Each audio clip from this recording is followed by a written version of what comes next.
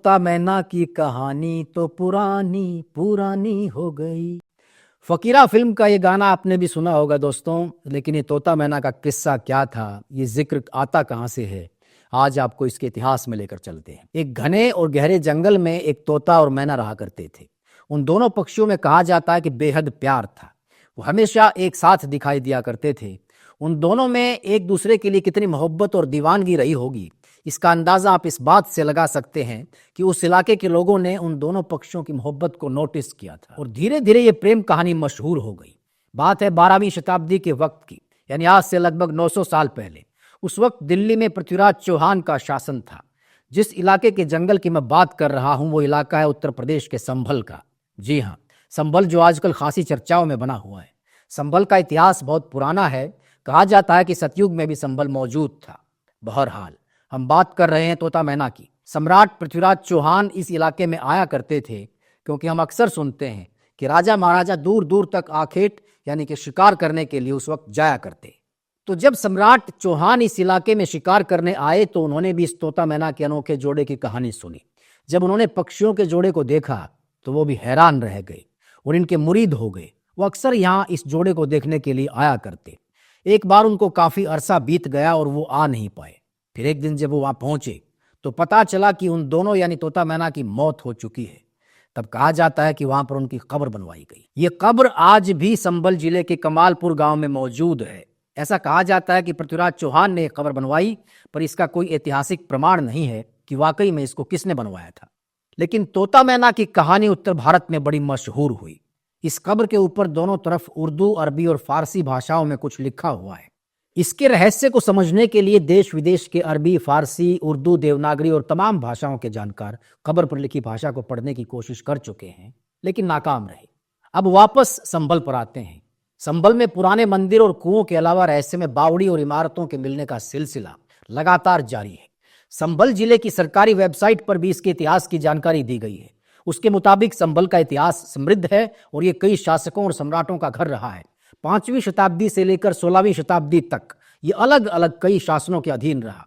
5वीं शताब्दी में यहाँ पांचाल शासकों का कब्जा था और बाद में सम्राट अशोक के साम्राज्य का हिस्सा बना।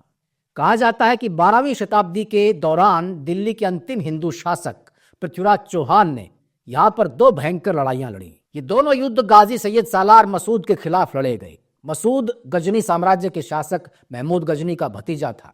फिर दिल्ली के पहले मुस्लिम सुल्तान कुतुबुद्दीन ऐबक ने संभल पर कब्जा कर लिया। तुगलक वंश के शासक फिरोज शाह तुगलक ने भी संभल पर चढ़ाई की और उस वक्त के यहाँ के हिंदू शासक ने तुगलक के काफी लोगों को मौत के घाट उतार दिया। फिरोज शाह ने लड़ाई अभियान जारी रखे और हिंदू शासक को हराकर संभल पर कब्जा कर लिया। फिर 15वीं शताब्दी में लोधी वंश के दूसरे सुल्तान सिकंदर लोधी ने संभल को अपने बड़े साम्राज्य की राजधानियों में से एक घोषित कर दिया। उसके बाद आए मुगल और बाबर ने संभल में बाबरी मस्जिद बनवाई, जो आज भी मौजूद है, जिसके बारे में कहा जाता है कि यह मस्जिद प्रसिद्ध हरिहर मंदिर को तोड़कर बनवाई गई थी। बाद में बाबर ने अपने बेटे हुमायूं को संभल का गवर्नर बनाकर भेजा। हुमायूं के बाद आया अकबर का शासन। अकबर के शासन के वक्त ये शहर हर तरह से फला फूला, लेकिन अकबर के बाद इस शहर की लोकप्रियता कम होती चली गई। बाबर की आत्मकथा में पेज नंबर 687 पर लिखा गया है कि बाबर के दरबारी मीर हिंदू बेग ने संभल के हिंदू मंदिर को बाबर के कहने पर जामा मस्जिद में तब्दील कर दिया। अब यहाँ एक बावड़ी मिली है जो काफी पुरानी है और ये पूरी जमीन के नीचे दबी हुई है। इसकी खुदाई करके मिट्टी को हटाया जा रहा है। सन 1857 में अंग्रेजों के खिलाफ भारत की आजादी के पहले संग्राम से भी इस बावड़ी को जोड़कर देखा जा रहा है। बताया जा रहा है कि उस वक्त क्रांतिकारी अंग्रेजों से छुपने के लिए इसी ऐतिहासिक बावड़ी का इस्तेमाल किया करते थे। यहाँ पर अपनी आगे की रणनीतियां बनाया करते और उनको अंजाम देकर वापस यहाँ पर आकर छुप जाते थे। क्योंकि यहाँ पानी का प्रबंध था तो ये उनके लिए सुविधाजनक जगह थी। संभल में मौजूद ये बावड़ी जमीन से 10 फीट नीचे से शुरू होती है और इसकी गहराई करीब 30 फीट मानी जा रही है। बावड़ी में कुआं और 100 मीटर से भी ज्यादा एक लंबी सुरंग है। कहा जाता है कि यह बावड़ी सहसपुर स्टेट की मिल्कियत हुआ करती थी। राजा की सैनिक टुकड़ियां इस बावड़ी में रुकती थीं, क्योंकि ये जमीन के नीचे थी, इसलिए तोप के गोले भी इस पर बेअसर होते थे। इसको रानी की बावड़ी भी कहा जाता है। विवादित शाही जामा मस्जिद से 280 मीटर दूर एक मृत्यु कूप मिला है।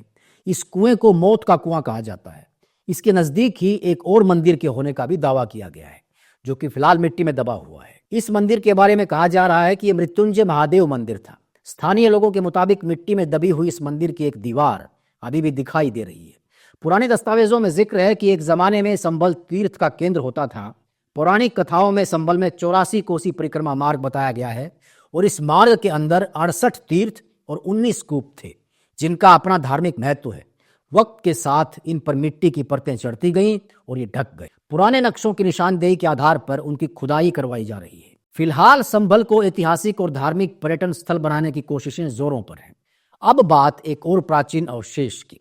संभल के फिरोजपुर इलाके में एक किला है जिसकी तरफ भी वहां के प्रशासन का ध्यान गया है। इस किले को तुगलक वंश के शासक फिरोज शाह तुगलक ने बनवाया था। एएसआई की टीम इस किले की भी जांच कर रही है। किले के आसपास स्थानीय लोगों द्वारा अतिक्रमण किया गया है, जिसको हटवाने का काम भी फिलहाल जारी है। हालांकि किले के ऊपर एक बोर्ड लगा है, संरक्षित स्मारक, लेकिन इसको कहीं से भी संरक्षित किया गया हो ऐसा लगता नहीं।